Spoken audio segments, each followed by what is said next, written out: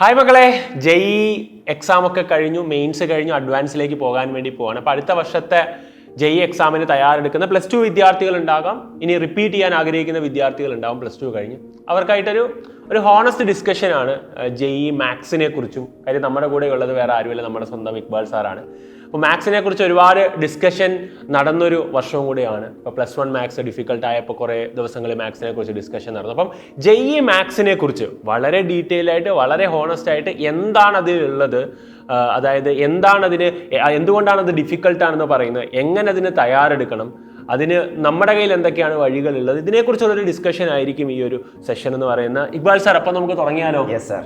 Sir, ആദ്യം തന്നെ ഇപ്പം നമ്മൾ +1 +2 ഫിസിക്സ് കെമിസ്ട്രി എന്ന് പറയുന്നു. അപ്പോൾ NCERT ആണ്. ഇതേ NCERT തന്നെയാണ് ഇപ്പം നീറ്റ് ആയാലും ജെഇ ആയാലും. ഇപ്പം രണ്ടിനും ഒരേ സിലബസ് ആയി. ഇപ്പം നീറ്റിനും ജെഇക്കും ഫിസിക്സ് കെമിസ്ട്രി എന്ന് പറഞ്ഞാൽ എക്സാക്ട് സിമിലർ സിലബസ് ആയി. അപ്പോൾ അതേ ചോദ്യങ്ങൾ തന്നെയാണ് വരുന്നത് ഫിസിക്സും കെമിസ്ട്രി എന്ന് പറയുന്നത്. പക്ഷേ മാത്സ് ഞാൻ സാറിനോടൊപ്പം പറയുമ്പോഴും സാർ പറയും ഇപ്പോൾ NCERT മാത്സിനേക്കാൾ ഒരു 5 ടൈംസ് എങ്കിലും ഉണ്ടാകും ജെഇ മാത്സ് എന്ന് പറയുന്നത്. എന്താണ്, ആദ്യം തന്നെ ചോദിക്കാം, ജെഇയിലും മാത്സിന്റെ ഇമ്പോർട്ടൻസ് എന്താണ് എന്ന് നമുക്ക് പറഞ്ഞു തുടങ്ങാം വേണമെങ്കിൽ. ഇതിൽ സാർ ഫണ്ടമെന്റലി നമ്മളെ ജെഇ ആസ്പിറൻസ് ഒക്കെ ജെഇ പാസ്സായിട്ട് എത്താൻ പോകുന്നത് എഞ്ചിനീയറിംഗ് കോളേജിലാണല്ലോ. ഇപ്പൊ എഞ്ചിനീയറിംഗിൽ നമ്മൾ ശരിക്കും ചെയ്യുന്നത് എന്താ വെച്ചാൽ റിയൽ വേൾഡ് പ്രോബ്ലംസ് സോൾവ് ചെയ്യണം. ഇപ്പൊ റിയൽ വേൾഡ് പ്രോബ്ലംസ് സോൾവ് ചെയ്യുമ്പോൾ വെച്ചാൽ നമ്മളത് മാത്തമാറ്റിക്കലി മോഡലൊക്കെ ചെയ്ത് കമ്പ്യൂട്ടർ പ്രോഗ്രാംസോ അല്ലെങ്കിൽ കമ്പ്യൂട്ടറിന്റെ സഹായത്തോടൊക്കെ സോൾവ് ചെയ്യും, അതിന് സൊല്യൂഷൻസ് ബിൽഡ് ചെയ്യും, പിന്നെ പ്രോഡക്ട്സും ഇതൊക്കെ ഉണ്ടാക്കുകയാണ് ചെയ്യുന്നത്. അപ്പൊ അൾട്ടിമേറ്റ്ലി എല്ലായിടത്തും ഉപയോഗിക്കുന്ന ഒരു ഫൗണ്ടേഷൻ എന്ന് പറയുന്നത് അല്ലെങ്കിൽ കോർ ഐഡിയ എന്ന് പറയുന്നത് മാത്തമാറ്റിക്സിലെ ഐഡിയാസ് തന്നെയാണ്. ഓഫ് കോഴ്സ് ഫിസിക്സിലെ ഐഡിയാസ് ഒക്കെ അതിൽ വരുന്നുണ്ടാവും, പക്ഷെ അൾട്ടിമേറ്റ് സ്കിൽ എന്ന് പറയുന്നത് മാത്തമാറ്റിക്സ് തന്നെയാണ്. അതാണ് ഒരു കാര്യം.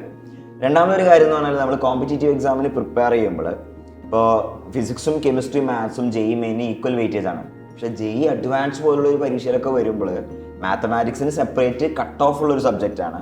അതേ മാത്രമല്ല ഫിസിക്സും കെമിസ്ട്രിയും ഒക്കെ ഹൈലി മാത്തമാറ്റിക്കലാണ് സബ്ജക്റ്റുകൾ. ഫിസിക്സും കെമിസ്ട്രിയും നല്ല ഹൈലി മാത്തമാറ്റിക്കൽ ആയ ഒരു കുട്ടിക്കാണ്.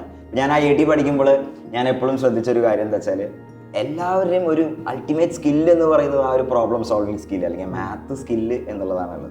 ഇനി അതേപോലെ തന്നെ നമ്മളുടെ കുട്ടികൾ പല ആളുകളും കീമും കുസാറ്റൊക്കെ എഴുതുന്നുണ്ടാവും. അതിലൊക്കെ നാച്ചുറലി 50% വെയിറ്റേജ് മാത്തമാറ്റിക്സിനുണ്ട്. മാത്തമാറ്റിക്സ് ആണ് ശരിക്കും എഞ്ചിനീയറിംഗ് കുട്ടികളെ സംബന്ധിച്ചിടത്തോളം ഏറ്റവും ഇമ്പോർട്ടന്റ് ആയിട്ടുള്ള ഒരു സബ്ജക്ട് എന്ന് പറയുന്നത്. ഏത് കോമ്പറ്റേറ്റീവ് എക്സാം എടുത്ത സാർ കുസാറ്റ് എടുത്താലും കീം എടുത്താലും മാത്സിന് ഇമ്പോർട്ടൻസ് കൂടുതലാണ്. പക്ഷേ ജെഇ മെയിന് ഈക്വൽ വെയിറ്റേജ് ആണ്, പക്ഷെ കുറച്ചും കൂടെ ഡിഫിക്കൽട്ട് ആണ് comparing to chemistry and physics. ഈ ജെഇ അഡ്വാൻസിലേക്ക് വരുമ്പോൾ സാർ ഇപ്പോൾ കട്ട് ഓഫിന്റെ കാര്യം പറഞ്ഞില്ലേ, അതിനെക്കുറിച്ച് എന്താണ്? ജെഇ മെയിനെ കമ്പയർ ചെയ്യുമ്പോൾ ഈക്വൽ ആണെങ്കിൽ ജെഇ അഡ്വാൻസിലേക്ക് വരുമ്പോൾ മാത്സിന് കൂടുതൽ വെയിറ്റേജ് ഉണ്ടാവും. അല്ല, ഈക്വൽ വെയിറ്റേജ് തന്നെയാണ്, പക്ഷെ കട്ട് ഓഫ് എന്ന് പറഞ്ഞ സംഭവം അതിലുണ്ടല്ലോ. JEE main individual cut off ഇല്ല. അപ്പോൾ ജെഇ മെയിൻ ഒരു കുട്ടി മാത്സിൽ 0 കിട്ടിയാൽ പോലും മേ ബി അവന് മെയിൻ വഴി ക്ലിയർ ചെയ്യാനും അഡ്മിഷൻ കിട്ടാൻ. അഡ്വാൻസിലേക്ക് വരുമ്പോൾ മാത്തമാറ്റിക്സിന് മിനിമം ഒരു കട്ട് ഓഫ് ക്ലിയർ ചെയ്യണം. അത് മാത്രമല്ല, ഞാൻ പറഞ്ഞല്ലോ ഫിസിക്സ് കെമിസ്ട്രി എന്നൊക്കെ പറഞ്ഞാൽ ഹൈലി മാത്തമാറ്റിക്കൽ കൂടിയായിട്ടാണ് അവർ ചോദിക്കുന്നത്. അപ്പൊ മാത്ത് സ്കില്ല് അല്ലെങ്കിൽ മാത്ത് ആപ്റ്റിറ്റ്യൂഡ് ഉണ്ടാവുന്ന ഒരു കുട്ടിക്ക് തന്നെ ശരിക്കും ഫിസിക്സ് കെമിസ്ട്രി നല്ല രീതിയിൽ പഠിക്കാൻ പോലും പറ്റുള്ളൂ. അപ്പൊ ആ ഒരു ഇന്റർ ഡിസിപ്ലിനറി സബ്ജക്റ്റ് ആണ് മാത്സ്, അതായത് എല്ലായിടത്തും ആവശ്യം വരുന്ന ഒരു സബ്ജക്റ്റ് ആണ്. പിന്നെ സാർ അത് പറഞ്ഞപ്പോൾ തന്നെയാണ് സാർ പറഞ്ഞത് ജെഇ മെയിനും ജെഇ അഡ്വാൻസും 5 ടൈംസ് ആണെന്ന് സാർ ഓൾറെഡി പറഞ്ഞ കാര്യം ഞാൻ പറഞ്ഞിരുന്നു. അപ്പം ഒരു +1 +2 സാധാ സ്റ്റേറ്റ് ബോർഡിൽ പഠിക്കുന്ന ഒരു വിദ്യാർത്ഥി ആണെന്നിരിക്കട്ടെ, അല്ലെങ്കിൽ CBSE ബോർഡിലാണെങ്കിലും പഠിക്കുന്ന വിദ്യാർത്ഥിയാണെങ്കിലും ഓഫ് കോഴ്സ് അവരൊരു ബോർഡ് എക്സാം ലെവലിലായിരിക്കും തയ്യാറെടുത്തിട്ടുണ്ടാകും. അവരൊരു എൻട്രൻസ് എക്സാമിലേക്ക് വരുമ്പോഴത്തേക്കും കുറച്ചും കൂടെ വാസ്റ്റ് സിലബസ് ഉണ്ട് അവിടെ. അപ്പം ഒരു പെർഫെക്റ്റ് സിലബസ് തന്നിട്ടുണ്ടെങ്കിൽ പോലും മാത്സിൽ ഒരിക്കലും അതിൽ നിന്ന് മാത്രമല്ല ചോദ്യങ്ങൾ ചോദിക്കുന്നത്, അതിൽ നിന്ന് പുറത്തൊന്നും എന്ത് ചെയ്യുന്നുണ്ട്, മാത്സിൽ ചോദ്യങ്ങൾ വരുന്നുണ്ട്. ഈവൻ ഞാൻ മനസ്സിലാക്കിയെടുത്തോളം ഇപ്പോൾ ഒരു 30 എണ്ണത്തിൽ ഒരു 10 എണ്ണം ചെയ്താൽ പോലും ചിലപ്പോൾ 99% അതിന് മുകളിൽ അല്ലെ 5 എണ്ണം ചെയ്താലും ഒക്കെ വരുന്ന ഓരോ പേപ്പറുകൾ വരെ, അത്രയും ഹാർഡ് ആയിട്ടുള്ള പേപ്പറുകൾ വരെ വന്നിട്ടുണ്ട് പെർസെൻറ്റേജിലെ കാര്യം പറയുന്ന സമയത്ത്. അപ്പം എത്രത്തോളം ഡിഫിക്കൽട്ടാണ് ജെഇ മാത്സ് കമ്പയറിംഗ് ടു അവർ ബോർഡ് എക്സാമിനെ വെച്ച് നോക്കുന്ന സമയത്ത് എത്രത്തോളം ഡിഫിക്കൽട്ടാണ്, അല്ലെങ്കിൽ ആ NCERT മാത്സ് എത്രത്തോളം റെലവെന്റ് ആണ്, എത്ര പെർസെൻറ്റേജ് ആണ് റെലവെന്റ് ആയിട്ടുള്ളത്, അതിന് മുകളിൽ എത്രയിലേക്ക് അവർ ഉയരേണ്ടതുണ്ട്, അതിനെക്കുറിച്ചൊന്ന് പറയാമോ സാർ? ഇതിൽ സാർ പറഞ്ഞതുപോലെ ഏറ്റവും വലിയ ഗ്യാപ്പ് ഉള്ളത് മാത്തമാറ്റിക്സിലാണ്. അതിന് 2 കാരണമുണ്ട് സാർ. ഒന്ന്, നമ്മളുടെ മാത്തമാറ്റിക്സ് പരീക്ഷ ബോർഡ് എക്സാം എസ്പെഷ്യലി നമ്മൾ സ്റ്റേറ്റ് സിലബസ് ഒക്കെ എടുത്താൽ എക്സാംസ് എങ്ങനെ ഡിസൈൻ ചെയ്തിരിക്കണമെന്ന് വെച്ചാൽ കഴിഞ്ഞൊരു പ്രീവിയസ് ഇയർ ഒരു 10 വർഷത്തെ ക്വസ്റ്റ്യൻസ് ഒക്കെ ചെയ്ത് നോക്കിയാൽ നന്നായിട്ട് സ്കോർ ചെയ്യാൻ പറ്റുന്ന രീതിയിലാണ് ബോർഡ് എക്സാം ഡിസൈൻ ചെയ്തിരിക്കുന്നത്. അപ്പോൾ ബോർഡ് എക്സാമിന് മേ ബി ഒരു 200-300 ക്വസ്റ്റ്യൻസ് ഒക്കെ നന്നായി നോക്കി പോയാൽ അങ്ങനെ നന്നായിട്ട് സ്കോർ ചെയ്യാൻ പറ്റും. പക്ഷേ NCERT പുസ്തകം എടുത്ത് നോക്കിയാൽ NCERT എക്സാമ്പിൾ പ്രോബ്ലം ബുക്ക് എടുത്താൽ മേ ബി ഒരു 2000-3000 ക്വസ്റ്റ്യൻസ് തന്നെ ഒരു വർഷത്തെ ബുക്കിലുണ്ടാവും. അപ്പൊ മേ ബി ഒരു 4000 ക്വസ്റ്റ്യന് പകരം സാധാരണ കുട്ടികളെല്ലാവരും ഒരു 400 ക്വസ്റ്റ്യൻ ഒക്കെ പഠിച്ചു പോയിട്ടാണ് ബോർഡ് എക്സാമിൽ. എല്ലാവരും നല്ല കേട്ടോ, പല ആളുകളും ഫുള്ള് ചെയ്യുന്ന ആളുകളുണ്ട്. ഇപ്പൊ നമ്മുടെ കുട്ടികളൊക്കെ ഡീറ്റെയിൽ ആയിട്ട് ചെയ്യുന്ന കുട്ടികളും ഒക്കെ ഉണ്ട്. പക്ഷെ എന്നാലും മെജോറിറ്റി ആളുകൾക്ക് അതേ വേണ്ടു, കാരണം ബോർഡ് എക്സാം അവരെല്ലാവരും അതിലും ഞാൻ അവരെ കുറ്റം പറയണല്ലോ സാർ. കാര്യം നമ്മളിപ്പോ സംബന്ധിച്ചാൽ ഞാൻ അപ്പൊ കുറെ കോൺട്രവേഴ്സി പറഞ്ഞപ്പോഴത്തേക്ക് ഞാൻ ആലോചിച്ചിട്ടുണ്ട്. കാര്യം എല്ലാവരും ജെഇക്ക് പോകാനും എല്ലാവരും എഞ്ചിനീയർ ആവാൻ വേണ്ടിയല്ല, എല്ലാവരും ഈ പറഞ്ഞ പോലെ PSCക്ക് പഠിക്കാൻ പ്രൊഫഷണൽ കോഴ്സിലേക്ക് നോൺ പ്രൊഫഷണൽ കോഴ്സിലേക്ക് പോകണമെന്ന് ആഗ്രഹിക്കുന്നവരുണ്ട്, ഡിഗ്രിക്ക് പോകുന്നവരുണ്ട്. അപ്പൊ അവരെ സംബന്ധിച്ച് എല്ലാവരും ചിലപ്പോൾ എല്ലാം പഠിക്കണമെന്നില്ല. പക്ഷേ ജെഇയെ സംബന്ധിച്ചിടത്തോളം അത് ടെക്സ്റ്റ് ബുക്ക് മുഴുവൻ പഠിക്കേണ്ടതാണ്, ടെക്സ്റ്റ് ബുക്ക് മുഴുവൻ ചെയ്യേണ്ടതാണ്. ഇനി രസം എന്താണെന്ന് വെച്ചാൽ ഈ ടെക്സ്റ്റ് ബുക്ക് മുഴുവൻ പഠിച്ചാൽ പോലും സിലബസ് ഇതൊക്കെ തന്നെയാണെങ്കിലും ജെഇക്ക് ചോദിക്കുന്ന ക്വസ്റ്റ്യനുകളുടെ നിലവാരം എന്ന് പറഞ്ഞാൽ കുറച്ചും കൂടി കൂടുതലാണ്, നല്ല കൂടുതലാണ്. അതായത് അതേ സിലബസിനെ ബേസ് ചെയ്ത് അതേ കോൺസെപ്റ്റിനെ ബേസ് ഉള്ള ക്വസ്റ്റ്യൻ ആണെങ്കിലും ക്വസ്റ്റ്യനുകളുടെ ഡിഫിക്കൽറ്റി കുറച്ച് മുകളിലാണ്. അതുകൊണ്ടാണ് ഞാൻ പറഞ്ഞത് മേ ബി ഒരു 2-3 ടൈംസ് അല്ലെങ്കിൽ 5 ടൈംസ് ഒക്കെ ഡിഫിക്കൽട്ട് ആയിട്ടുള്ള, ഇപ്പൊ മേ ബി 2, 3, 4 കോൺസെപ്റ്റ് ഒക്കെ മിക്സ് ചെയ്തിട്ടൊക്കെ ആയിരിക്കും ക്വസ്റ്റ്യൻസ് വരുന്നുണ്ടാവും. അപ്പൊ അതുകൊണ്ട് തന്നെ നമ്മൾ NCERT തന്നെയാണ് ഫൗണ്ടേഷൻ. NCERT നന്നായിട്ട് അറിയണം, പക്ഷെ അതിക്ക് മേലെ നല്ലൊരു പ്രാക്ടീസ് കൂടി കിട്ടിയാലാണ് മാത്സ് ജെഇക്ക് നന്നായിട്ട് സോൾവ് ചെയ്യാൻ പറ്റുള്ളൂ. മനസ്സിലായി. പിന്നെ ഞാൻ അതിലേക്ക് വരുമ്പോഴത്തേക്കും ഈ ഡിഫിക്കൽട്ടി ലെവൽ നമ്മളിപ്പോൾ പറഞ്ഞെങ്കിൽ പോലും ജെഇ മെയിന് 99% സ്കോർ ചെയ്യാൻ വേണ്ടി മാത്സ് നന്നായി ഒരു സ്കോർ ചെയ്യണമെന്നില്ല എന്നൊരു ഡിസ്കഷനും കൂടെ ഒരു സൈഡിലുണ്ട് സാർ. കാര്യം എന്താ സെൻസ് പറഞ്ഞു കഴിഞ്ഞാൽ ഇപ്പം നീറ്റിൽ ഒരുപാട് കുട്ടികൾ ടോപ്പേഴ്സ് ആവാറുണ്ട്, ജെഇ മെയിൻ 99+ സ്കോർ ചെയ്യാറുണ്ട്, NIT ഉറപ്പിക്കാറുണ്ട് പലരും. അപ്പോൾ അവർ ഫിസിക്സ് കെമിസ്ട്രി മാത്രം സ്കോർ ചെയ്തിട്ടാണ്, കാര്യം അവർ മാത്സ് നോക്കാതെ ഫിസിക്സ് കെമിസ്ട്രി മാത്രം സ്കോർ ചെയ്തിട്ടാണ് അതിലേക്ക് എന്ത് ചെയ്യുന്നത് എത്തിയിട്ടുണ്ടാകുക. അപ്പം അതിനെക്കുറിച്ചുള്ള സാറിൻ്റെ ഒരു അഭിപ്രായം, എത്ര മാർക്ക് സ്കോർ ചെയ്താൽ മാത്സിൽ 99% എത്താൻ വേണ്ടി പറ്റും? ഇനി അതില്ല എങ്കിൽ ഒരാൾക്ക് അഡ്വാൻസിലേക്ക് എത്താൻ വേണ്ടി പറ്റുമോ? ഈ ഒരു ചോദ്യത്തിലേക്കാണ് നമുക്കൊന്ന്, എനിക്ക് തോന്നുന്നത് വളരെ ഒരു റെലവെന്റ് ആയിട്ടുള്ളതാണ് ഇപ്പോൾ ഈ ഒരു ഡിസ്കഷൻ എന്ന് പറയുന്നത്. എനിക്ക് ഇത് പല ആളുകളും കുട്ടികളുടെ അടുത്ത് പറയാറുണ്ട്, ഫിസിക്സ് കെമിസ്ട്രി മാത്രം പഠിച്ചു പോയാൽ മതി, മാത്സ് നെഗ്ലക്ട് ചെയ്തോളൂ എന്ന് വരെ പറയാറുണ്ട്. സംഭവം നീറ്റ് ആസ്പിറൻസ് ഒക്കെ നമ്മൾ കാണുന്നുണ്ട്, എന്ത് 99% എത്തുന്നുണ്ട്. പക്ഷേ യാഥാർത്ഥ്യം എന്ന് പറഞ്ഞാൽ ആ കുട്ടികളെല്ലാം മാത്ത് ആപ്റ്റിറ്റ്യൂഡുള്ള കുട്ടികളാണ്. ഒന്നാമത്തെ എൻ്റെ പോയിന്റ് എന്ന് പറഞ്ഞാൽ ഫിസിക്സും കെമിസ്ട്രിയും ആ ലെവലിൽ സ്കോർ ചെയ്യാൻ ഒരു മാത്തമാറ്റിക്കൽ ആപ്റ്റിറ്റ്യൂഡ് വേണമല്ലോ. അപ്പൊ മാത്സ് അറിയുന്ന അല്ലെങ്കിൽ മാത്തമാറ്റിക്കൽ ആപ്റ്റിറ്റ്യൂഡ് ഉള്ള കുട്ടികൾ തന്നെയാണ് ആ റേഞ്ചിലേക്ക് എത്തുന്നത്. അത് ഒരു കാര്യം. രണ്ടാമത്തെ കാര്യം എന്ന് പറഞ്ഞാൽ യൂഷ്വലി ഒരു 180-200 റേഞ്ചിലൊക്കെ കിട്ടിയ 99%ലേക്ക് എത്തും. അപ്പൊ നമുക്കറിയാം മാത്സിൽ ഒന്നും സ്കോർ ചെയ്തില്ലെങ്കിൽ പോലും 200 ഔട്ട് ഓഫ് 300 ഫിസിക്സ് ആൻഡ് കെമിസ്ട്രിയിൽ നിന്ന് സ്കോർ ചെയ്യാൻ പറ്റും. അപ്പോൾ 200 കിട്ടിയാൽ പല പേപ്പറുകളിലും പല ഷിഫ്റ്റുകളിലും നമുക്ക് 99 എത്താൻ പറ്റും. പക്ഷെ അത് എല്ലാ ഷിഫ്റ്റുകളിലും അങ്ങനെ പറയാൻ പറ്റില്ല. അപ്പോൾ ചില ഷിഫ്റ്റ് 230 വരെ പോകുന്ന ഷിഫ്റ്റുകളുണ്ട്. അപ്പോൾ മാത്തമാറ്റിക്സിൽ എന്തായാലും ഒരു മിനിമം സ്കോറിലേക്ക് എത്തേണ്ടതുണ്ട്, നിർബന്ധമാണ്. മാത്സിലെ രസം എന്താണെന്ന് വെച്ചാൽ ഒരു 10 ക്വസ്റ്റ്യൻ ഒക്കെ ചെയ്താൽ സാറ് പറഞ്ഞ പോലെ 98 അതിന് മേലെ പെർസെൻറ്റേജിൽ മാത്തമാറ്റിക്സ് സബ്ജക്റ്റിൽ തന്നെ കിട്ടും. കാരണം അത്രയും ഡിഫിക്കൽട്ട് ആയതുകൊണ്ട് ആ ലെവലിലേക്ക് എത്താൻ പറ്റും. അപ്പോൾ യൂഷ്വലി ഇപ്പോൾ ഒരു 200 മാർക്ക് സ്കോർ ചെയ്യേണ്ട കുട്ടി എങ്ങനെയാണെന്ന് വെച്ചാൽ ഒരു 80 മാർക്ക് ഫിസിക്സും 80 മാർക്ക് കെമിസ്ട്രിയും ഒരു 40 മാർക്ക് മാത്സും ആണ് ടാർഗറ്റ് ചെയ്യേണ്ടത്. 200 ടാർഗറ്റ് ചെയ്യുന്ന കുട്ടി. അപ്പോൾ അതിനനുസരിച്ച് കൂടുതൽ പ്രപ്പോർഷണൽ ആയിട്ട് കൂടുതൽ മാർക്ക് നോക്കുന്ന കുട്ടി അങ്ങനെ തന്നെ പ്രിപ്പയർ ആണ്. അപ്പോൾ മാത്സ് ഒരു കാരണവശാലും നെഗ്ലക്ട് ചെയ്യരുത്. മാത്സിന് ശരിക്കും പ്രിപ്പറേഷന്റെ സമയത്ത് എല്ലാ ചാപ്റ്ററുകളും പഠിക്കണം. റിവിഷന്റെ സമയത്തും ഡ്യൂറിങ് ദി ആക്ച്വൽ എക്സാം മാത്രമാണ് സെലക്റ്റീവായിട്ട് അതിനെ അപ്രോച്ച് ചെയ്യാൻ പാടുള്ളൂ. അൾട്ടിമേറ്റ്ലി ഇവരെല്ലാം എഞ്ചിനീയറിംഗ് കോളേജിൽ എത്തേണ്ടതാണ്. ഇതിന് സ്ട്രോങ് മാത്ത് ഫൗണ്ടേഷൻ വേണം. ഏത് ബ്രാഞ്ച് ഓഫ് എഞ്ചിനീയറിംഗ് എടുത്താലും അതിപ്പോൾ ബയോടെക്നോളജി ആയാലും കെമിക്കൽ എഞ്ചിനീയറിംഗ് ആയാലും സിവിൽ എഞ്ചിനീയറിംഗ് ആയാലും അത് മാത്സ് ഉണ്ടാവും. മാത്സ് അറിയാതെ അവിടെ സർവൈവ് ചെയ്യാൻ പറ്റില്ല. പ്രത്യേകിച്ച് IIT പോലത്തെ സ്ഥലത്തൊന്നും സർവൈവ് ചെയ്യാൻ പറ്റില്ല. രണ്ടാമത്തെ കാര്യം എന്ന് പറഞ്ഞാൽ മാത്ത് ആപ്റ്റിറ്റ്യൂഡ് ഉള്ള ആളുകൾക്ക് തന്നെയാണ് ഫിസിക്സിലും കെമിസ്ട്രിയിലും നാച്ചുറലി നല്ല സ്കോർ വരുന്നത്. മൂന്നാമത്തെ കാര്യം എന്ന് പറഞ്ഞാൽ മാത്സിൽ ഒരു മിനിമം മാർക്ക് വേണ്ടി വരും. എന്നാൽ തന്നെ നമുക്ക് എന്ത് ചെയ്യാൻ പറ്റുള്ളൂ, റിസ്ക് ഒഴിവാക്കിയിട്ട് ഈ നല്ല പെർസെൻറ്റേജിലേക്ക് എത്താൻ സാധിക്കുള്ളൂ. പക്ഷെ during the actual exam maths ഇത്തിരി കൂടി ടൈം കൺസ്യൂമർ ആവുന്നത് കൊണ്ട് നമ്മൾ എന്ത് ചെയ്യണം, കൂടുതൽ ഫിസിക്സ് ആൻഡ് കെമിസ്ട്രിയിൽ കോൺസെൻട്രേറ്റ് ചെയ്യണം. ശരിക്കും ഈ കുട്ടികളൊക്കെ ചെയ്യുന്നത് എന്താ വെച്ചാൽ, ടോപ്പ് സ്കോറിൽ വരുന്ന കുട്ടികളൊക്കെ എന്താ ചെയ്യുന്നത് വെച്ചാൽ ഫിസിക്സ് കെമിസ്ട്രി നന്നായി സ്കോർ ചെയ്ത് അവർക്ക് വേഗത്തിൽ സോൾവ് ചെയ്യാൻ പറ്റും. ഫിസിക്സ് കെമിസ്ട്രി വേഗത്തിൽ സോൾവ് ചെയ്ത് ബാക്കിയുള്ള സമയം കൂടുതൽ സമയം മാത്സിന് സ്പെൻഡ് ചെയ്യാം. മേ ബി ഒരു 1.5 മണിക്കൂറോ 2 മണിക്കൂറൊക്കെ മാത്സിന് സ്പെൻഡ് ചെയ്യാൻ സാധിക്കുന്ന രീതിയിലാണ് അവർ പ്ലാൻ ചെയ്യുന്നത്. അതാണ് റിയാലിറ്റി. മനസ്സിലായി സാർ. സാർ അപ്പം ഈ മാത്സിൻ്റെ ഒരു ഇമ്പോർട്ടൻസ് നമ്മൾ പറഞ്ഞു, അതിൻ്റെ ഒരു ഡിഫിക്കൽട്ടി ലെവലിലേക്ക് എത്തി. ഇനി എനിക്ക് ചോദിക്കാനുള്ളത്, ഇപ്പോൾ കേട്ടുകൊണ്ടിരിക്കുന്ന ഒരു മെജോറിറ്റി ഒരു റിപ്പീറ്റേഴ്സ് ആയിട്ടുള്ള ആളുകളുണ്ടാവും. അവരെ സംബന്ധിച്ചിടത്തോളം അവരിനിയിപ്പോൾ റിപ്പീറ്റിലേക്ക് കടക്കാൻ വേണ്ടി പോവാണ്. മെയ് മാസത്തിലൊക്കെ അവർ ബാച്ചുകളിലൊക്കെ ജോയിൻ ചെയ്ത് പഠിക്കാൻ വേണ്ടി പോവുകയാണ്. അപ്പോൾ അവരെ സംബന്ധിച്ചിടത്തോളം ഞാൻ ഇപ്പം ജെഇ ആകുമ്പോൾ phase 1 ഉണ്ട് phase 2 ഉണ്ട്. ഒരർത്ഥത്തിൽ 2 ചാൻസ് കിട്ടുന്നു എന്ന് പറയാം.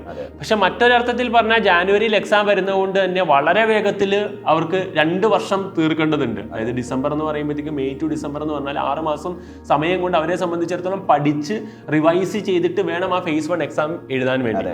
അപ്പം അത്രയും പ്രഷറിലായിരിക്കും അവർ എന്ത് ചെയ്യേണ്ടത്, മുമ്പോട്ട് വേണ്ടത്. നീറ്റിനെ സംബന്ധിച്ചിടത്തോളം മെയിലെ എക്സാം ഉള്ളത് കൊണ്ട് തന്നെ അവർക്ക് മെയിലേക്ക് എന്ത് ചെയ്താൽ മതി, അവർക്ക് ജാനുവരി തീർത്ത് റിവിഷൻ നടത്തി വീണ്ടും എക്സാം എഴുതിയൊക്കെ പോകാൻ സമയമുണ്ട്. അപ്പം റിപ്പീറ്റേഴ്സിനോട് ലൈക്ക് ഈ മാത്സ് എങ്ങനെ അപ്രോച്ച് ചെയ്യണം, അതായത് അവരെ സംബന്ധിച്ചിടത്തോളം ഇനി വളരെ ഷോർട്ട് ആയിട്ടുള്ള സമയമാണല്ലോ, 2 വർഷത്തെ സിലബസ് അവർ തീർക്കണം, അതിൻ്റെ കൂടെ ഫിസിക്സും കെമിസ്ട്രിയും അവർ തീർക്കണം. അപ്പം അവിടെ അവർ സെലക്റ്റീവ് ആകണം, അതായത് അവർ ആദ്യത്തെ phase 1 മുമ്പായിട്ട് സെലക്റ്റീവ് ആകണോ, അല്ലെങ്കിൽ phase 1 മുമ്പായിട്ട് അവർ കംപ്ലീറ്റ് തീർത്തിട്ടാണോ പോകേണ്ടത്, അതിൻ്റെ ഒരു സ്ട്രാറ്റജീസ് ആണെന്ന് പറയാൻ വേണ്ടി പറ്റുമോ? സർ, നമ്മൾ ആക്ച്വലി പരീക്ഷയുടെ പ്രിപ്പറേഷൻ്റെ സമയത്തുണ്ടല്ലോ നമ്മൾ എല്ലാ ചാപ്റ്ററും പഠിക്കുന്ന വേണം. അത് സെലക്റ്റീവായിട്ട് പഠിക്കാൻ പാടില്ല. കാരണം പല കുട്ടികൾക്കും പല ചാപ്റ്റേഴ്സ് ആയിരിക്കും എളുപ്പമായിട്ട് തോന്നുന്നുണ്ടാവുക. അതേപോലെ തന്നെ എക്സാമിന് ചോദിക്കുന്ന ക്വസ്റ്റ്യൻ എടുത്താലും ഇന്ന ചാപ്റ്ററിൽ നിന്ന് ഈസി ക്വസ്റ്റ്യൻ, ഇന്ന ചാപ്റ്റർ ഡിഫിക്കൽട്ട് ക്വസ്റ്റ്യൻ നമുക്ക് പറയാൻ പറ്റില്ല. ചിലപ്പോൾ നമ്മൾ വളരെ എളുപ്പമാണെന്ന് വിചാരിക്കുന്ന ചാപ്റ്ററിൽ നിന്നായിരിക്കും എന്തുണ്ടാവുക, ടഫ് ക്വസ്റ്റ്യൻസ് വരുന്നത്. പഠിക്കുന്ന സമയത്ത് എല്ലാ ചാപ്റ്ററുകളും പഠിക്കുന്ന വേണം. അതിനുശേഷം നമുക്ക് റിവിഷന്റെ സമയത്ത് കുട്ടികൾക്ക് മനസ്സിലാവും ഇന്ന ചാപ്റ്ററാണ് നമുക്ക് കംഫർട്ടബിൾ ആയിട്ടുള്ളത്. അപ്പോൾ ആ സമയത്ത് മേ ബി ഒരു 20% ഒക്കെ നമുക്ക് സ്കിപ്പ് ചെയ്യാം, ഒരു 80% ഒക്കെ പഠിച്ചാൽ മതി. ആക്ച്വൽ എക്സാമിന്റെ സമയത്ത് may be 50% of the paper attend ചെയ്താൽ മതി. അപ്പൊ തന്നെ നല്ല സ്കോറിലെത്തും. പഠിക്കുന്ന സമയത്ത് 100% പഠിക്കുക, റിവിഷന്റെ സമയത്ത് മേ ബി ഒരു 80% നോക്കുക, നമ്മുടെ LMRP ഒക്കെ ആ സമയത്ത്. ആൻഡ് ഡ്യൂറിങ് ദി എക്സാം ചിലപ്പോൾ നമ്മൾ എന്ത് ചെയ്യും, സെലക്റ്റീവ്ലി. അപ്പൊ നമ്മൾ വിചാരിക്കും ഇത്ര ഞാൻ പഠിച്ചല്ലോ, എന്നിട്ട് ഈ ക്വസ്റ്റ്യൻ ഞാൻ സ്കിപ്പ് ചെയ്യണോ? പക്ഷെ we have to painfully go through that process. അത് വിഷമത്തോട് കൂടിയാണെങ്കിൽ ആ ക്വസ്റ്റ്യൻ വിട്ട് കളയണം. കാരണം ചിലപ്പോൾ അത് ചെയ്യാൻ നിന്നാൽ നമ്മുടെ 10 മിനിറ്റ് പോകും. അതേസമയം കെമിസ്ട്രിയിലെ 10 ക്വസ്റ്റ്യൻ ആ നേരം കൊണ്ട് ചെയ്യാൻ പറ്റും. ഈ JEE റിപ്പീറ്റേഴ്സിലേക്ക് വരുന്ന സമയത്ത് സാറേ, മേജർലി ലൈക്ക് ഇപ്പം നമ്മുടെ ഇവിടുത്തെ ഒരു കേരളത്തിലെ ട്രെൻഡ് അനുസരിച്ച് കുറേ കുട്ടികൾ ബയോളജി സയൻസിലേക്ക് പോവുക, ബാക്കി കുട്ടികൾ മാത്രം കമ്പ്യൂട്ടർ സയൻസ് എടുക്കുക. ഇനി അതിൽ മാർക്ക് കുറഞ്ഞ ആളുകളുണ്ടെങ്കിൽ അവർ ഹ്യൂമാനിറ്റീസിലേക്ക് പോകുക, അല്ലെങ്കിൽ കൊമേഴ്സിലേക്ക് പോകുക. ഈ ഒരു ട്രെൻഡായിരുന്നു. പക്ഷെ ഇപ്പം അത് ഏകദേശം മാറി വരുന്നുണ്ട് കഴിഞ്ഞ കുറേ വർഷങ്ങളായിട്ട്.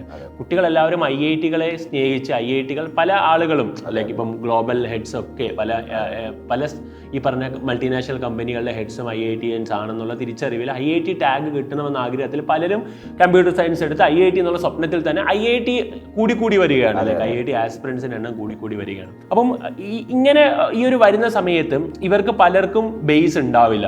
ലൈക്ക് ഇപ്പോൾ +1 എത്തിക്കഴിയുമ്പോഴായിരിക്കും ചിലർ ഡിസൈഡ് ചെയ്യുക, ചിലർ 10th ക്ലാസ് തൊട്ടേ പഠിച്ചു വരുന്നവരുണ്ടാവും. അപ്പോൾ ബേസ് ഇല്ലാതെയാണ് ഇവർ ഇനിയിപ്പോൾ തുടങ്ങാൻ വേണ്ടി പോകുന്നത്. അപ്പോൾ ഇവർക്ക് ഈ ഒരു സിറ്റുവേഷനുമായിട്ട് അഡാപ്റ്റ് ചെയ്യാൻ പറ്റാതെ പലരും എന്ത് ചെയ്യും, ഒന്ന് ലാഗ് അടിച്ചിട്ട് അവസാനമായിരിക്കും എന്ത് ചെയ്യുക, ഇതിലേക്ക് കയറിപ്പോകും. അതായത് ഈ പറഞ്ഞ പോലെ 6 മാസം സമയമുണ്ടെന്ന് പറഞ്ഞപ്പോൾ പലരും ആദ്യത്തെ 2-3 മാസം ഒന്ന് +2-ൻ്റെ ഒരു ലാഗിൽ ഇങ്ങനെ പോയിട്ട് പിന്നെയാണ് എന്ത് ചെയ്യുക, പഠിക്കാൻ വേണ്ടി തുടങ്ങുക. അങ്ങനെ പോയാൽ കിട്ടില്ല എന്നുള്ളത് നമുക്ക് എല്ലാവർക്കും അറിയാം. അപ്പം എന്താണ് ഇവർ ഒന്നാമത്തെ ദിവസം തൊട്ട് ചെയ്യേണ്ടത്? അല്ലെങ്കിൽ സൈലം ഹൈബ്രിഡ് സ്റ്റുഡൻ്റ് ആയിട്ട് വരുന്ന കുട്ടികളുണ്ടാകും. അതായത് ഇപ്പം സൈലത്തിനെ ഓപ്റ്റ് ചെയ്തിട്ട് സൈലത്തിലേക്ക് വരുന്ന കുട്ടികളുണ്ടാകും. അവരോട് ഒന്നാമത്തെ ദിവസം തൊട്ട് എങ്ങനെയാണ് ഇത് ഉപയോഗിക്കേണ്ടതെന്നും ഈ പറഞ്ഞ പ്രശ്നങ്ങളൊക്കെ സാറിപ്പോൾ പറഞ്ഞു, ബോർഡ് എക്സാം പോലെയല്ല JEE എക്സാം 5 ടൈംസ് എന്താണ് മാത്സ് ഡിഫിക്കൽട്ടാണ്. അപ്പം ഈ ഒരു പ്രോബ്ലത്തിനെ സോൾവ് ചെയ്യാൻ വേണ്ടി എന്താണ് നമ്മൾ ഹൈബ്രിഡിൽ നമ്മൾ അവർക്ക് വേണ്ടി സപ്പോർട്ട് ചെയ്ത് കൊടുത്തിട്ടുള്ളതെന്ന് പറയാമോ? JEE ആസ്പിറന്റ് റിപ്പീറ്ററിനെ സംബന്ധിച്ചിടത്തോളം ഏറ്റവും വലിയ ലിമിറ്റേഷൻ എന്ന് പറയുന്നത് ടൈം തന്നെയാണ്. അപ്പൊ ഈ ടൈം എങ്ങനെ മാക്സിമം എഫിഷ്യന്റ് ആയിട്ട് യൂട്ടിലൈസ് ചെയ്യുക എന്നുള്ളതാണ് വലിയൊരു സംഭവം. അപ്പൊ ആ ടൈം മാക്സിമം എഫിഷ്യന്റ് ആയിട്ട് യൂട്ടിലൈസ് ചെയ്യാൻ വേണ്ടിയിട്ടാണല്ലോ നമ്മൾ ഈ ഹൈബ്രിഡ് പ്രോഗ്രാം ഇംപ്ലിമെന്റ് ചെയ്തിരിക്കുന്നത്. നമ്മുടെ ഹൈബ്രിഡ് കോവിഡ് വന്നപ്പോൾ ലോകം മുഴുവൻ ഹൈബ്രിഡിലേക്ക് മാറി. പക്ഷെ നമ്മുടെ ഹൈബ്രിഡ് സാറ് ഡിസൈൻ ചെയ്ത് അത്രയും യുണീക്ക് ആയിട്ട് നമ്മൾ ടൈം ടെസ്റ്റഡ് കൂടിയാണ്. അതായത് സയന്റിഫിക് ലോകം മുഴുവൻ അഡോപ്റ്റ് ചെയ്തിട്ടുള്ള ഒരു സയന്റിഫിക് മെത്തേഡ് മാത്രമല്ല, നമ്മളെ സംബന്ധിച്ചിടത്തോളം എന്താണ് time test. NEET multiple NEET കഴിഞ്ഞ 3 വർഷമായിട്ട് വളരെ സക്സസ്ഫുൾ ആയിട്ട് റൺ ചെയ്ത് ഈ വർഷം DPP ഒക്കെ അത്രയും പീക്കിൽ റെസ്പോൺസ് വന്നൊരു കാര്യമാണ്. അതിനെ തന്നെയാണ് നമ്മൾ അതൊന്നും ആളുകൾ ചിലപ്പോൾ അറിയാത്തവരുണ്ടാവും. ജയിൽ ഇത്തവണ മൊത്തം നമ്മൾ ഹൈബ്രിഡ് മോഡലാണ്. അപ്പൊ ആ ഹൈബ്രിഡ് മോഡൽ എങ്ങനെ നമ്മുടെ ഈ പറഞ്ഞ പോലെ ഈ പ്രോബ്ലംസിനെ സോൾവ് ചെയ്യുന്നുള്ളതാണ് സാറ് പറയുന്നത്. അപ്പൊ ഇതിൽ നമുക്ക് വേണ്ടതെന്ന് വെച്ചാൽ ഇപ്പൊ 6 മാസമാണ് കുട്ടിക്ക് പ്രിപ്പയർ ചെയ്യാൻ കിട്ടുന്നെങ്കിൽ ആ സമയം മാക്സിമം യൂട്ടിലൈസ് ചെയ്യണം വേണ്ടത്. ഇപ്പൊ സാധാരണ ഇപ്പൊ 6 മാസം മുഴുവൻ ഓഫ്ലൈൻ ക്ലാസ് കൊടുത്തു എന്ന് വിചാരിച്ചോ, എന്താ സംഭവിക്കാൻ പോണെന്ന് വെച്ചാൽ കുട്ടിക്ക് ആക്റ്റീവായിട്ട് ലേൺ ചെയ്യാനുള്ള സമയം ഇല്ലാണ്ട് സ്വന്തം പഠിക്കാൻ സമയം അവിടെ. ഈ 6 മാസം ഫുള്ള് ക്ലാസ് അറ്റൻഡ് ചെയ്ത കുട്ടിക്ക് സ്വന്തമായിട്ട് പഠിക്കാനുള്ള സമയം അവിടെ. അപ്പൊ നമ്മൾ ഈ ഹൈബ്രിഡ് മോഡൽ നമ്മൾ ചെയ്യുന്നത് എന്താണെന്ന് വെച്ചാൽ ആദ്യം ഒരു ദിവസം കുട്ടിക്ക് റെക്കോർഡ് ക്ലാസ്, അത് ഏറ്റവും ബെസ്റ്റ് ക്ലാസ്സുകൾ ബിറ്റ് സൈസ്ഡ് വീഡിയോ ആയിട്ട് കുട്ടിക്ക് പഠിക്കാൻ പഠിക്കാൻ കൊടുക്കുകയാണ്. എത്ര ഓരോ ടോപ്പിക്കായിട്ട് ഇപ്പൊ ഒരു മാത്സിന്റെ നമ്മൾ എടുത്തു കഴിഞ്ഞാൽ അതിനെ വളരെ ഷോർട്ട് ടോപ്പിക്സ് ആയിട്ട് വീഡിയോസ് ആയിട്ട് എത്ര മിനിറ്റ് ഉണ്ടാവും സാർ? ഫോർ എക്സാമ്പിൾ ഇപ്പോൾ ഒരു ട്രിഗ്നോമെട്രി എന്നൊരു ചാപ്റ്റർ എടുക്കുകയാണെങ്കിൽ നമ്മളത് 8 ദിവസം കൊണ്ടാവും പഠിക്കുന്നുണ്ടാവും. 4 ദിവസം ക്ലാസ് മുറിയിലും 4 ദിവസം ആപ്പിലും ക്ലാസ് കാണുകയായിരിക്കും. അപ്പൊ ഇത് ഞാൻ ഏകദേശം ഒരു 30 വീഡിയോസ് ആയിട്ടാണ് ഡിവൈഡ് ചെയ്തിരിക്കുന്നത്. ഓരോ വീഡിയോ മേ ബി 5 മിനിറ്റ് മുതൽ 20 മിനിറ്റ് വരെയുള്ള വീഡിയോസ്. അത് കുട്ടിക്ക് എത്ര ആക്ച്വൽ ക്ലാസ് മുറിയിലുള്ള ഒരു കുഴപ്പം എന്ന് പറഞ്ഞാല് കുട്ടിക്ക് പോസ് ചെയ്യാൻ പറ്റില്ല. കാരണം ക്ലാസ്സിന്റെ ഒപ്പം തന്നെ കുട്ടി പോകേണ്ട വരും. ഇവിടെ നമുക്ക് എന്ത് ചെയ്യാം, പോസ് ചെയ്ത് റിപ്പീറ്റ് ചെയ്ത് എത്ര തവണ വേണമെങ്കിൽ കാണാം. ഇനി ഓൾറെഡി അറിയുന്ന കുട്ടിക്കാണെങ്കിൽ അത് 2x കാണാം, അല്ലെങ്കിൽ ആ ടോപ്പിക് ഓൾ ടുഗദർ സ്കിപ്പ് ചെയ്യാം. കാരണം കുഞ്ഞു ടോപ്പിക് ആയിട്ടാണ്. ഏത് ടോപ്പിക് വേണമെങ്കിലും ഇപ്പൊ ഞാൻ ട്രിഗ്നോമെട്രി സ്റ്റാർട്ട് ചെയ്യുന്നത് 10ാം ക്ലാസ്സിന്റെ ബേസിക്സ് തൊട്ടാണ്. 10ാം ക്ലാസ്സിലെ ബേസിക്സ് അറിയുന്ന ആ കുട്ടിക്ക് അത് സ്കിപ്പ് ചെയ്തിട്ട് അടുത്ത ടോപ്പിക്കിലേക്ക് വേഗം പോവാം. അങ്ങനെ പേഴ്സണലൈസ്ഡ് സെൽഫ് പേസ്ഡ് ആയിട്ട്, അതും സ്വന്തം വീട്ടിൽ കംഫർട്ടബിൾ ആയിട്ട് അല്ലെങ്കിൽ ഹോസ്റ്റലിൽ കംഫർട്ടബിൾ ആയിട്ട് ഇരുന്ന് പഠിക്കുക എന്നുള്ളത് വലിയ അഡ്വാൻറ്റേജ്. ഇനി നെക്സ്റ്റ് ഡേ വരുമ്പോൾ ശരിക്കും സാധാരണ ഒരു ഓഫ്ലൈനിൽ എത്തുമ്പോൾ കുട്ടിക്ക് സാധാരണ ഇന്ററാക്ടിവിറ്റി കൊണ്ടുവരണമെങ്കിൽ എന്ത് ചെയ്യണം, കുട്ടിക്ക് സംശയം ചോദിക്കാൻ പറ്റണമെങ്കിൽ എന്താണ്, ഒരു മിനിമം ഒരു കോൺഫിഡൻസ് വേണമല്ലോ. ഈ കോൺഫിഡൻസുമായിട്ടാണ് കുട്ടി നെക്സ്റ്റ് ഡേ ക്ലാസ്സിലേക്ക് പോകുന്നത്.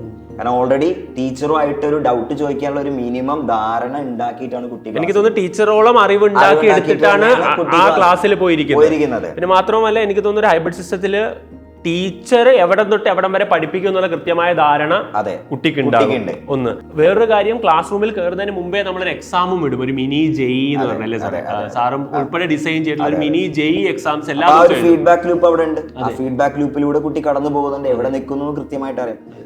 ഓഫ്ലൈൻ ക്ലാസ്സിന്റെ ഏറ്റവും വലിയ പ്രത്യേകത എന്ന് പറയുന്നത് ഇന്ററാക്ടിവിറ്റിയാണ്. ആ ഇന്ററാക്ടിവിറ്റി നടക്കണമെങ്കിൽ കുട്ടിക്ക് ഒരു മിനിമം ധാരണയോ കോൺഫിഡൻസോ ഉണ്ടാവണം. ആ കോൺഫിഡൻസ് ഇതിൽ കൂടെ വരിക. ഇപ്പൊ കോൺഫിഡന്റ് ആയിട്ടാണ് കുട്ടി ക്ലാസ്സിലേക്ക് പോകുന്നത്. പിന്നെ കുട്ടിക്ക് എന്ത് ചെയ്യാം, ഡൗട്ട് ചോദിക്കാം. ആ അഡീഷണൽ പ്രോബ്ലം സോൾവിംഗ് ആണ് ക്ലാസ്സിൽ നടക്കുന്നത്. അപ്പൊ ശരിക്കും ഒരേ ടോപ്പിക്ക് 3 തവണ കുട്ടി കടന്നു പോകുന്നുണ്ട്. ആക്ച്വലി ക്ലാസ് വീട്ടിലിരുന്ന് അല്ലെങ്കിൽ ഹോസ്റ്റലിലിരുന്ന് റെക്കോർഡ് ക്ലാസ് കണ്ട് ബുക്ക്ലെറ്റിൽ വർക്ക്ഔട്ട് ഒക്കെ ചെയ്ത് അതിനുശേഷം എക്സാം ഒക്കെ എഴുതി അപ്പോഴും വീണ്ടും റീകോൾ ചെയ്ത് പിന്നെ അതിനുശേഷം അഡീഷണൽ പ്രോബ്ലം സോൾവിംഗിൽ കൂടെ പോവുകയാണ് ഓഫ്ലൈൻ ക്ലാസ്. വീണ്ടും സാറ് വന്ന് തിയറി പറഞ്ഞു, വീണ്ടും വേറെ സെറ്റ് ഓഫ് ക്വസ്റ്റ്യൻസ് അവരെ ചെയ്യിപ്പിക്കുകയാണ്. സത്യത്തില് നമ്മളിപ്പം എല്ലാവരോടും പറയും, ഇപ്പം ഫോർഗട്ടൺ കർവൊക്കെ ഒരു സയൻസ് പരമായി നോക്കിക്കഴിഞ്ഞാൽ വിത്തിൻ ഒരു 9 hours 10 hours ഉണ്ടെങ്കിൽ നമ്മൾ പഠിച്ചതിന്റെ 80% നമ്മൾ മറന്നു പോകും. പിന്നെ 20% ഉണ്ടാവും. പിന്നെ റിവൈസ് ചെയ്യുമ്പോഴാണ് വീണ്ടും ഇത് 100% ആകുക. അപ്പോൾ വിത്തിൻ 24 hours വീണ്ടും ഒരു 2 റിവിഷൻ ഇവിടെ എന്ത് ചെയ്യാണ് സാർ നടക്കുകയാണ്. പിന്നെ മന്ത് എൻഡ് ആകുമ്പോഴത്തേക്ക് വീക്കെൻഡിൽ നമ്മൾ ചാപ്റ്റർ വൈസ് എക്സാമും ഈ പറഞ്ഞ മന്ത് എൻഡ് ആകുമ്പോൾ GIB വരുമ്പോൾ വീണ്ടും റീകോളിംഗ് ആ ചാപ്റ്ററിനെ നടത്തുകയാണ്. ആ ഒരു പ്രോസസ്സിലാണ് നമ്മൾ നീറ്റിനെ അത് ഡിസൈൻ ചെയ്തിട്ടുള്ള. ഈ വർഷം തൊട്ട് ജെഇയും അതേ. മാത്സിൽ നമ്മൾ കുട്ടികളുടെ പ്രോബ്ലംസ് ഐഡന്റിഫൈ ചെയ്തിട്ട് സ്പെസിഫിക്കലി കുറച്ച് കാര്യങ്ങൾ ചെയ്തിട്ടുള്ളതെന്ന് വെച്ചാൽ, ഒന്ന് ഇവർക്ക് NCERT മുഴുവൻ കവർ ചെയ്യാൻ സാധ്യതയില്ല എന്നതുകൊണ്ട് നമ്മൾ NCERTന്റെ ബേസിക്സ് ലെവൽ തൊട്ടാണ് പഠിപ്പിക്കുന്നത്. വീഡിയോസ് ആയാലും നമ്മളുടെ DPP മെറ്റീരിയലൊക്കെ ആയാലും എന്താണ് NCERTന്റെ ബേസിക്സ്, NCERT ബുക്കിലെ ക്വസ്റ്റ്യൻസും എക്സാമ്പിൾ പ്രോബ്ലം ബുക്കിലെ ക്വസ്റ്റ്യൻസും ഒക്കെ ഉൾപ്പെടുത്തിയിട്ടാണ് നമ്മൾ മെറ്റീരിയൽ ഉണ്ടാക്കിയിരിക്കുന്നത്. വീഡിയോ ക്ലാസ്സസ് ആയാലും ഉണ്ടാക്കിയിരിക്കുന്നത് ഒരു കാര്യം. രണ്ടാമത്തെ കാര്യം എന്ന് പറഞ്ഞാൽ മാത്സ് മാസ്റ്റർ ചെയ്യണമെങ്കിൽ ലാർജ് നമ്പർ ഓഫ് പ്രോബ്ലംസ് ചെയ്യണം. അപ്പൊ ലാർജ് നമ്പർ ഓഫ് പ്രോബ്ലംസ് ചെയ്യാൻ വേണ്ടി നമ്മൾ ഏകദേശം ഒരു 5000 ക്വസ്റ്റ്യൻ തന്നെ നമ്മുടെ മെറ്റീരിയൽ ഉൾപ്പെടുത്തുന്നുണ്ട്. ആ ക്ലാസ് മുറിയിലും ആപ്പിലുമായിട്ട് കുട്ടി മോർ ദാൻ 5000 ക്വസ്റ്റ്യൻസ്. ആ ക്വസ്റ്റ്യനുകൾ NCERT ലെവൽ മുതൽ even KEAM JEE advance level വരെയുള്ള ക്വസ്റ്റ്യൻസ് അതിൽ ഉൾപ്പെടുത്തിയിട്ടുണ്ടാവും. അപ്പൊ അത്ര അടിപൊളി സംഭവം. അപ്പൊ ഇത് തന്നെ നോക്കിയാൽ ഗ്യാരണ്ടി 99% മാത്സിൽ കിട്ടുമെന്നുള്ളത് യാതൊരു സംശയമില്ല. അങ്ങനെ അത്രമാത്രം ക്വസ്റ്റ്യനിൽ കൂടെ കുട്ടി കടന്നു പോകും. മൂന്നാമതൊരു കാര്യം എന്ന് വെച്ചാൽ നമ്മൾ സമയം കൂടുതൽ വേണമെന്നുള്ളത് കൊണ്ട് മാത്സിന് 50% അഡീഷണൽ ടൈം ഓഫ്ലൈൻ ക്ലാസ്സിൽ ഡെഡിക്കേറ്റ് ചെയ്യാൻ ചെയ്യുന്നുണ്ട്. 3 hours നമ്മൾ ഈ പറഞ്ഞ നോർമൽ ക്ലാസ്സിനേക്കാൾ കൂടുതൽ ഫിസിക്സും കെമിസ്ട്രിയേക്കാൾ കൂടുതൽ സമയം നമ്മൾ മാത്സിനാണ് ഓഫ്ലൈൻ. അപ്പൊ അൾട്ടിമേറ്റ്ലി നമ്മളൊരു പ്രോഗ്രാമിൽ കൂടെ കടന്നു പോകുന്ന കുട്ടിക്ക് നമ്മൾ ഈ തുടക്കത്തിൽ ഡിസ്കസ് ചെയ്ത മാത്സിന്റെ പ്രോബ്ലംസ് ഒക്കെ സോൾവ് ചെയ്യാവുന്ന രീതിയിൽ തന്നെയാണ് ഡിസൈൻ ചെയ്തത്. നമ്മളത് ഡിസൈൻ ചെയ്തിട്ടുണ്ട്. ഇനി അവർ എത്രത്തോളം അതിനെ അക്സെപ്റ്റ് ചെയ്യുന്നതിനെ ഡിപ്പെൻഡ് ചെയ്തിരിക്കും. അപ്പോൾ സാറ് പറഞ്ഞ ഒരു പ്രോസസ്സിൽ ഈ ഹൈബ്രിഡ് പ്രോഗ്രാമിലുള്ളതെന്ന് പറഞ്ഞു കഴിഞ്ഞാൽ കുട്ടി ആക്റ്റീവായിട്ട് പഠിക്കുന്നു, അവൻ മെറ്റീരിയലിൽ അത് വർക്ക് ചെയ്യുന്നു, അവൻ കൃത്യമായി അതെന്ത് ചെയ്യുന്നു, ടോപ്പിക്ക് പഠിച്ച് ചോദ്യം വീഡിയോ ക്ലാസ് കണ്ട് അത് കൃത്യമായി എന്ത് ചെയ്യുന്നു. സാറ് തന്നെയാണ് മാത്സിലെ എല്ലാ ചാപ്റ്റേഴ്സും എടുക്കുന്നത്. അതുകൊണ്ട് സാറിന്റെ ക്ലാസ് കണ്ട് പഠിച്ച് ചോദ്യം ചെയ്ത് മനസ്സിലാക്കി ആ ടോപ്പിക്ക് ക്ലിയർ ആക്കിയിട്ട് ഡേ 1 4 ടോപ്പിക്കിലെ 3 ടോപ്പിക്കെങ്കിൽ 3 ടോപ്പിക്ക് പഠിച്ചിട്ടായിരിക്കും രാവിലെ വരുന്നു, എക്സാം എഴുതുന്നു. എക്സാം എഴുതി കഴിഞ്ഞാൽ നേരെ ആ എക്സാമും എഴുതി അതിൻ്റെ ഒരു ഫീഡ്ബാക്കും കിട്ടി. എക്സാം എന്ന് പറഞ്ഞ ഒരു മിനി ജെഇ ആണ്. അതായത് നോർമൽ MCQ ക്വസ്റ്റ്യൻസും ഉണ്ട്, അതിൽ ന്യൂമറിക്കൽ പ്രോബ്ലം ഉണ്ട്. എല്ലാ ദിവസവും അവർക്ക് നോർമൽ ക്വസ്റ്റ്യൻസും ന്യൂമറിക്കൽ പ്രോബ്ലവും അറ്റൻഡ് ചെയ്യാനുള്ള ഒരു അവസരം കിട്ടുന്നു. അപ്പോൾ അവന് സ്വന്തം ഫീഡ്ബാക്ക് കിട്ടി, ഞാൻ പഠിച്ചതിൽ നിന്ന് എന്തൊക്കെ അവന് എഴുതാൻ പറ്റുന്നുണ്ടെന്നുള്ള ഈ സംശയങ്ങളൊക്കെ ആയിട്ടാണ് ഓഫ്ലൈൻ ക്ലാസ്സിൽ കയറുന്നത്. സാറ് വീണ്ടും പഠിപ്പിക്കുന്നു, ഓഫ്ലൈൻ ക്ലാസ്സിനകത്ത് ഓഫ്ലൈൻ ഫാക്കൾട്ടി വീണ്ടും പഠിപ്പിക്കുന്നു, സംശയങ്ങളൊക്കെ അവിടെ ചോദിക്കാം. അതേപോലെ തന്നെ അവൻ എന്ത് ചെയ്യുന്നു, കൂടുതൽ വേറെ വ്യത്യസ്തമായ ചോദ്യങ്ങൾ അതിൽ നിന്ന് ആ ടോപ്പിക്കിൽ നിന്ന് വന്നിട്ടുള്ളത് ചെയ്യുന്നു. ഈ ഒരു പ്രോസസ്സിലൂടെ കടന്നു പോകുമ്പോൾ എനിക്ക് തോന്നുന്നു ആ ടോപ്പിക്ക് പക്ക ക്ലിയർ ആവും. അതെ, ഒരു 45 ഡേയ്സ് മുന്നേ തന്നെ നമ്മൾ പോർഷൻസ് തീർത്തിട്ടുണ്ടാവും. ഒരു ഡിസംബർ 10 കൂടിയൊക്കെ പോർഷൻസ് തീർത്തിട്ടുണ്ടാവും. രണ്ടാമതൊരു കാര്യം എന്ന് പറഞ്ഞാല് ഇത് കൃത്യമായിട്ടുള്ള പ്ലാൻ അവർക്കുണ്ട്. അതായത് കുട്ടീനെ സംബന്ധിച്ചിടത്തോളം ഓരോ മിനിറ്റും എങ്ങനെയാണ്, ഇപ്പൊ ഇന്ന് എന്ത് ക്ലാസ് കാണണം, എന്ത് പ്രോബ്ലം ചെയ്യണമെന്ന് വരെ അവർക്ക് അഡ്വാൻസ് ആയിട്ട് പറഞ്ഞു കൊടുക്കുകയാണ്. അവർക്ക് യാതൊരു കൺഫ്യൂഷനും ഇല്ല, മെന്റൽ ബ്ലോക്കുകളൊന്നുമില്ല. നമ്മൾ പറയണത് എന്താ, അത് കൃത്യമായിട്ട് ഒബേ ചെയ്ത് പോകാൻ മാത്രമേ വേണ്ടൂ. അതിൽ അവരുടെ സമയം എന്ന് പറഞ്ഞ കാര്യത്തിനെ സേവ് ചെയ്യാൻ വേണ്ടി തന്നെയാണ്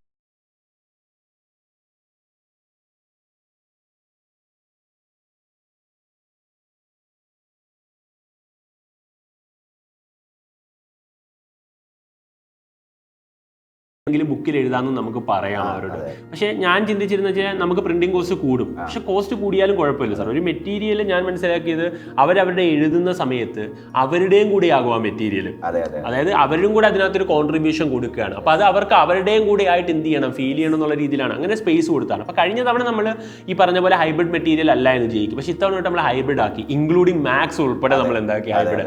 ഈ മാത്സിൽ ഹൈബ്രിഡ് മെറ്റീരിയൽ നമ്മൾ ഈ പറഞ്ഞ DPP കൊണ്ടുവരുമ്പോൾ എന്തൊക്കെയാണ് സാർ അതിനകത്ത് പോസിറ്റീവായിട്ട് കാണുന്നത്, അതിന്റെ അഡ്വാൻറ്റേജസ് എന്തൊക്കെയാണ്, ഒന്ന് അതിനെക്കുറിച്ച് പറയാമോ? ഒന്ന്, നമ്മളെ മെറ്റീരിയൽ സാർ പറഞ്ഞ പോലെ തന്നെ ഇങ്ങനെ കുറേ ചെറിയ ചെറിയ ടോപ്പിക്കുകളായിട്ടാണ് ഡിവൈഡ് ചെയ്തിരിക്കുന്നത്. ഓരോ ദിവസവും എന്തൊക്കെ ചെയ്യണമെന്ന് കുട്ടിക്ക് കറക്റ്റ് ഗൈഡൻസ് ഉണ്ട്, പ്രിന്റഡ് ആയിട്ട് കിട്ടുന്നു. അതും അത്രയും ബ്യൂട്ടിഫുള്ളി ഡിസൈൻഡ് ആയിട്ടുള്ള സംഭവം.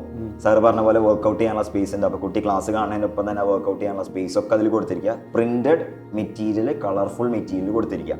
എല്ലാ ഫോർമുലകളും ലാസ്റ്റ് മിനിറ്റ് റിവിഷൻ വേണ്ട ഫോർമുലകളൊക്കെ ബോക്സിലാക്കിയിട്ട് നമ്മുടെ മെറ്റീരിയൽ കൃത്യമായിട്ട് ഉൾക്കൊള്ളിച്ചിട്ടുണ്ട്. എവിടേക്കാണ് ഷോർട്ട് കട്ടുകൾ വേണ്ട, ആ ഷോർട്ട് കട്ടുകൾ അതിൽ ഉൾപ്പെടുത്തിയിട്ടുണ്ട്. അത് വീഡിയോ ക്ലാസ്സിലും നമ്മൾ ഷോർട്ട് കട്ട്, ഇപ്പോൾ ചില ക്വസ്റ്റ്യൻസ് ഒക്കെ കുറേ തവണ വരുമ്പോൾ അതിൽ പാറ്റേൺസ് നമുക്ക് റെക്കഗ്നൈസ് ചെയ്യാൻ പറ്റും. അപ്പോൾ ആ പാറ്റേൺ ഉള്ള ക്വസ്റ്റ്യൻ ഒക്കെ നമ്മൾ ഒരുമിച്ചാക്കി അത് ഷോർട്ട് കട്ടുകളാക്കി മാറ്റി. അപ്പോൾ ബ്രാൻഡ് ന്യൂ ഷോർട്ട് കട്ട്സ്, അവർ വേറെ എവിടെയും കാണാത്ത ഷോർട്ട് കട്ട്സുകൾ ഉൾപ്പെടെ നമ്മൾ ഈ മെറ്റീരിയൽ ഉൾപ്പെടുത്തിയിട്ടുണ്ട്. ആൻഡ് ഇതിൻ്റെ ഏറ്റവും വലിയ പ്രത്യേകത ഞാൻ ഇപ്പോഴും എടുത്തു പറയേണ്ട ഒരു കാര്യം എന്ന് വെച്ചാൽ, മറ്റുള്ളവർ ചെയ്യുന്നതിനേക്കാളും ഒരു 3, 4, 5 ഇരട്ടി ക്വസ്റ്റ്യൻസ് നമ്മൾ എന്തായാലും ക്ലാസ്സിൽ ചെയ്തിട്ടുണ്ടാവും. അത് ഗ്യാരണ്ടി പറയാം. ആര് ചെയ്യുന്നതിന്, കേരളത്തിൽ ആര് ചെയ്യുന്നതിനേക്കാളും ഒരു 3 or 4 or 5 ടൈംസ് ക്വസ്റ്റ്യൻസ് നമ്മൾ മൊത്തം മെറ്റീരിയൽ കുട്ടികൾ കണ്ടിട്ടുണ്ടായിരിക്കും. ആ ക്വസ്റ്റ്യൻസ് കണ്ടാൽ തന്നെ ഞാൻ നേരത്തെ പറഞ്ഞ 99% എത്താൻ പറ്റും. ആ ക്വസ്റ്റ്യനുകൾ ബേസിക് ലെവൽ തൊട്ട് NCERT മുഴുവൻ കവർ ചെയ്യുന്നത് മുതൽ അഡ്വാൻസ് ലെവൽ വരെയുള്ള ക്വസ്റ്റ്യൻസ് ഞാൻ അതിൽ ഉൾപ്പെടുത്തിയിട്ടുണ്ട്. ഇപ്പം NCERT ഉണ്ട്, NCERT എക്സാമ്പിൾ പ്രോബ്ലം ബുക്ക് ഉണ്ട്, കീമിലെ ക്വസ്റ്റ്യൻസ് ഉണ്ട്, JEE മെയിൻ ഉണ്ട്. ചില സ്ഥലത്ത് JEE അഡ്വാൻസിന് വേണ്ട. ഇപ്പം JEE അഡ്വാൻസിലെ ചില ക്വസ്റ്റ്യൻസ് റിപ്പീറ്റ് ചെയ്തിട്ട് കീമിനും JEE മെയിനും ഒക്കെ ചോദിക്കുന്നുണ്ട്. അപ്പം അങ്ങനെ വരാൻ സാധ്യതയുള്ള ക്വസ്റ്റ്യൻസ് ഉൾപ്പെടെ ചോദിച്ചിട്ടുണ്ട്. ഒരു കുട്ടി റിവൈസ് ചെയ്യുന്ന സമയത്ത് ആദ്യം പഠിച്ചപ്പോൾ ചിലപ്പോൾ 5-6 ബുക്ക് വെച്ചിട്ടായിരിക്കും പഠിച്ചിട്ടുണ്ടാകാതെ. ഒരു റിവൈസ് ചെയ്യുന്ന സമയത്ത് ഈ 5-6 ബുക്ക് ഒരുമിച്ച് അവർക്ക് അതേപോലെ വെച്ച് വീണ്ടും റിവൈസ് ചെയ്യാൻ പറ്റാത്തൊരവസ്ഥ ഉണ്ടാകും. ആ സമയത്താണ് ഈ DPP എന്ന് പറഞ്ഞ, നമ്മളെന്ന് പറയുന്ന ഒരു DPP ഉണ്ടാക്കുന്ന സമയത്ത് ഒരു 10 ബുക്ക് റെഫർ ചെയ്തിട്ടുണ്ടാകും. അതിൽ നിന്ന് ഏറ്റവും വേണ്ട കാര്യങ്ങൾ ചേർത്തിട്ടാകും ഇത് ഉണ്ടാക്കിയിട്ടുണ്ട്, ഒരു ചാപ്റ്ററിന് ഒരു ബുക്കിലിട്ട്. അപ്പം റിവിഷൻ സമയത്താണ് എനിക്ക് തോന്നുന്നു അവിടെ ഏറ്റവും മെയിൻ പെയിൻ പോയിന്റ് ഉള്ള ഒരു സ്ഥലം. അതിനെ നമുക്ക് എന്ത് ചെയ്യാൻ വേണ്ടി പറ്റുന്നുണ്ട്, ഈ DPP വെച്ച് സോൾവ് ചെയ്യാൻ വേണ്ടി ഉണ്ട് എന്നുള്ളതാണ് ഞാൻ മനസ്സിലാക്കിയ ഏറ്റവും മെയിൻ കാര്യം. അപ്പൊ നമ്മൾ സ്റ്റുഡന്റ് പോയിന്റ് ഓഫ് വ്യൂ ചിന്തിച്ച് ആറ്റി കുറുക്കി എടുത്ത കണ്ടന്റ് ആണ് അവർക്ക് കൊടുക്കുന്നത്. എന്ത് വേണം എന്നുള്ളതോ എന്ത് വേണ്ടാത്തതൊന്നും അതിലില്ല, വേണ്ടതെല്ലാം അതിൽ ഉൾപ്പെടുത്തിയിട്ടുണ്ട്. അങ്ങനെ ഒരു സംഭവമാണ് അവരെ കയ്യിലേക്ക് പ്രിന്റഡ് ഫോമിലായിട്ടും ആപ്പിൽ ഡിജിറ്റൽ ഫോമിലായിട്ടും ഒക്കെ അവർക്ക് കിട്ടുന്നത്. അപ്പൊ എനിക്ക് തോന്നുന്നത് ഇതിൽ ഏറ്റവും ബെസ്റ്റ് എക്സ്പീരിയൻസ് തന്നെയായിരിക്കും ഇതിൽ കിട്ടുന്നത്. ഇത് ഉപയോഗപ്പെടുത്താൻ പറ്റുന്ന ഒരു കുട്ടീനെ സംബന്ധിച്ചിടത്തോളം ഭാഗ്യമാണ്. ആ രീതിയിൽ തന്നെ എനിക്ക് തോന്നുന്നു നമുക്ക് ഇവർക്ക് ഇതിന്റെ ഡീറ്റെയിൽഡ് ആയിട്ടുള്ള എങ്ങനെയാണ് ഒരു ചാപ്റ്ററിന്റെ DPP എന്നൊക്കെ ഉള്ളത് നമുക്ക് സ്റ്റുഡിയോയിൽ നിന്ന് വേണമെങ്കിൽ ഇവർക്ക് എടുത്ത് എന്ത് ചെയ്യാമെന്ന് കാണിച്ചു കൊടുക്കാൻ തോന്നുന്നു കുറച്ച് കഴിയുമ്പോൾ. അതായത് അടുത്തൊരു വീഡിയോയിൽ നമുക്കത് ചെയ്ത് കൊടുക്കണം അവർക്ക്. അതുപോലെ തന്നെ മക്കളെ, നമ്മളിപ്പോൾ ഡിസ്കസ് ചെയ്ത ടോട്ടലി ഈ പറഞ്ഞ പോലെ മാത്സിനെ കുറിച്ചാണ്, അല്ലെങ്കിൽ മാത്സിൽ നമ്മൾ സൈലം എന്തൊക്കെയാണ് അതിൽ ചെയ്യാൻ വേണ്ടി പോകുന്നത്, എന്താണ് മാത്സിന്റെ ഡിഫറൻസ് എന്നുള്ളത്. ഇനി നമുക്ക് കുറച്ചും കൂടെ സ്പെസിഫിക് ആയിട്ടുള്ള ടോപ്പിക്കിൽ സംസാരിക്കണമെങ്കിൽ നിങ്ങൾ കമന്റ് ബോക്സിൽ പറയുക. അതായത് +2 JEE എങ്ങനെയായിരിക്കണം, അല്ലെങ്കിൽ റിപ്പീറ്റർ JEE എന്തൊക്കെയാണ് ശ്രദ്ധിക്കേണ്ടത്, റിപ്പീറ്റേഴ്സ് കുറിച്ച് JEE മെയിൻ, മാത്സിന് അപ്പുറത്തേക്ക് JEE മെയിനെ കുറിച്ച് എന്തൊക്കെയാണ് നിങ്ങൾ ശ്രദ്ധിക്കേണ്ടത് എന്നുള്ളതിനെ കുറിച്ചൊക്കെ വേണമെങ്കിൽ നിങ്ങൾ കമന്റ് ബോക്സിൽ പറയാം. ആ ടോപ്പിക്കിൽ നമ്മൾ പ്രോപ്പർ ആയിട്ടുള്ള ഡിസ്കഷൻസ് വരും ദിവസങ്ങളിൽ വെക്കുകയാണ്. അപ്പോൾ സാർ, മാത്സിനെ കുറിച്ച് എനിക്ക് തോന്നുന്നു കുറെ കാര്യങ്ങൾ സാർ ഇനി എന്തെങ്കിലും കൂടെ അതിനകത്തേക്ക് ആഡ് ഓൺ ചെയ്യാനുണ്ടെങ്കിൽ നമുക്ക് അത് ചെയ്തിട്ട് നമുക്ക് ഫിനിഷ് ചെയ്യാം. എനിക്ക് പറയാനുള്ളത് വെച്ചാൽ നമ്മൾ അത്രമാത്രം എഫേർട്ട് എടുത്തിട്ട്, അതായത് ഒരു large number of team teachers ആയാലും ഇതിൻ്റെ സബ്ജക്ട് എക്സ്പേർട്സ് ഒക്കെ ഇതിൻ്റെ പിറകിൽ വർക്ക് ചെയ്തിട്ട് നമ്മൾ അടിപൊളി ബ്രാൻഡ് ന്യൂ മെറ്റീരിയൽസ്, മാത്സിൽ മാത്രമല്ല എല്ലാ സബ്ജക്റ്റിലും ഏറ്റവും അപ് ടു ഡേറ്റ് ക്വസ്റ്റ്യൻസ് ഉൾപ്പെടുത്തിയിട്ടുള്ള മെറ്റീരിയലാണ് വരാൻ പോകുന്നത്. അപ്പോൾ ആ മെറ്റീരിയലിന് പുറമെ ഇതെങ്ങനെ ഉപയോഗപ്പെടുത്തണം എന്നുള്ള ഗൈഡൻസും അതിനുള്ള സ്ട്രാറ്റജിയും കൂടെ കൊടുക്കാൻ പോകണം. അപ്പോൾ അങ്ങനത്തെ ഒരു സൊല്യൂഷനാണ്, അൾട്ടിമേറ്റ് സൊല്യൂഷനാണ് നമ്മൾ കുട്ടികൾക്ക് പ്രൊവൈഡ് ചെയ്യുന്നത്. അപ്പോൾ ഞാൻ I am extremely happy about this. അപ്പോൾ ഈ സാധനത്തിൽ ആളുകൾ പാർട്ടിസിപ്പേറ്റ് ചെയ്യണം എന്ന് തന്നെയാണ് എനിക്ക് പറയാനുള്ളത്. അത്രയും ഒരു പ്ലസന്റ് എക്സ്പീരിയൻസ് തന്നെയായിരിക്കും കുട്ടികളെ കാത്തിരിക്കുന്നുണ്ടാവുക. ഓഫ് കോഴ്സ് സാധാരണഗതിയിൽ റിപ്പീറ്റ് ചെയ്യാന്ന് പറഞ്ഞാൽ സ്ട്രെസ്ഫുൾ എക്സ്പീരിയൻസ് ആണ്. ആ സ്ട്രെസ്ഫുൾ എക്സ്പീരിയൻസിനെ ഇത്രയും കൂടി പ്ലസന്റ് ആയിട്ട് അവർക്ക് ബുദ്ധിമുട്ടില്ലാത്ത രീതിയിൽ മാക്സിമം സമയം അവരെ ഉപയോഗപ്പെടുത്തുന്ന രീതിയിൽ നമ്മൾ ചെയ്യണം. കുട്ടികൾ മോട്ടിവേറ്റഡ് ആയി വരിക എന്നുള്ളത് മാത്രമേ ഉള്ളൂ. ബാക്കി we will take care. Thank you sir, thank you.